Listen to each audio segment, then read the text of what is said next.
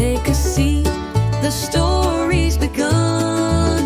Right on the stump in the shining sun.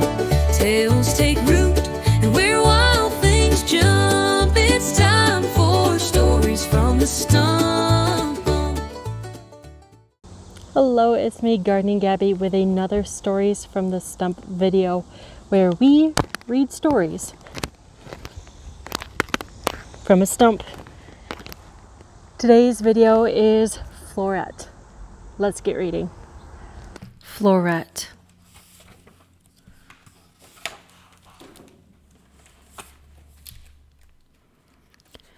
When May's family moved to the city, May wanted to bring her garden with her.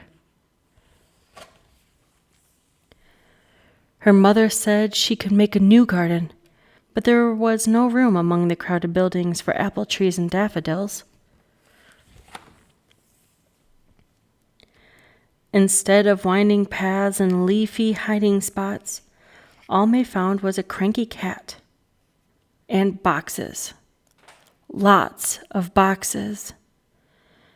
May missed playing with her friends, listening to the birds in the apple trees, and gathering things for her treasure jar. She longed to chase butterflies in the wavy grass. She drew her own butterflies. But the rain washed them away. She set up a picnic. But the apple tree fell over and the daisies went missing. May was tired of all those boxes. Down below, people moved like ants, winding through the streets. Beyond them, May spied an open space, a space with trees and a swing.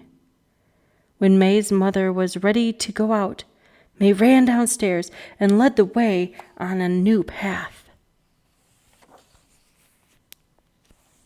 She turned the corner, walked over a bridge, between the buildings, and under lampposts until she came to a park filled with tiny stones and empty chairs. May drew a daisy with pebbles.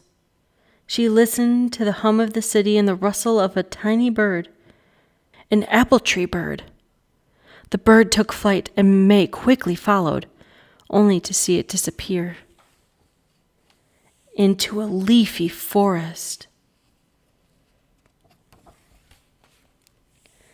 But the forest was closed. May waited and waited. The bird did not come out. May stared at the entrance for a very long time. Then she noticed a small green sprout peeking through a gap. A piece of forest. May walked back around the corner. She hopped over tiny stones and past empty chairs. She weaved through the streets under lampposts and back over the bridge. At home, May held her new treasure up to the light. On the windowsill was her jar. A small jar with enough space for a plant to grow. In May's garden.